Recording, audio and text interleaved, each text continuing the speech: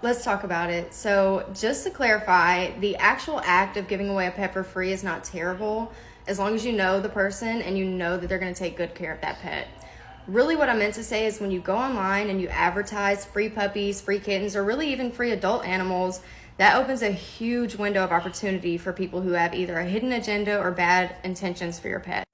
So first, dogfighting does still exist, unfortunately, and these people will acquire free dogs and use them as bait in their dogfighting rings. Not only that, but there's also reptile owners who will acquire free small pets to use as free feed.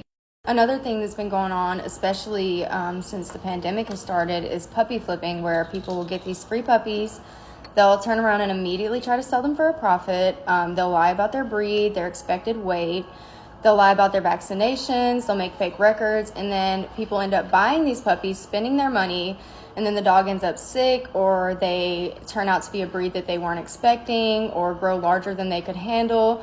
And again, they end up in the shelter. It's literally a cycle.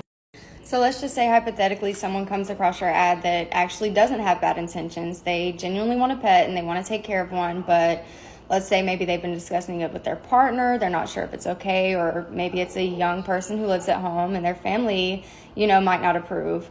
When you're not charging a fee, people in situations like that will act on impulse because there's no financial involvement immediately. So they're like, okay, I'm not spending any money. I can just get this puppy. If it doesn't work out, I'll figure something out. And a lot of times that's what happens. It doesn't work out. So then what happens with the dog? So instead of advertising for free, at the very least, you definitely need to be charging a fee so that you can weed out a lot of those people who either can't afford a new pet or either aren't ready for one. But you also need to be asking questions. You need to interview this person, figure out what their intentions are, and what's going to happen if they can't take care of the pet. I know there's situations where either the person may not have time or they don't have the resources to go through these type of processes, but at the very least, if you want to guarantee your pet a chance at life, you should at least try a rescue. I mean, if the rescues aren't willing or can't help at the time, try a no-kill shelter. You're at least guaranteeing that the person who's going to get this pet is going through some sort of process and can at least somewhat take care of your pet.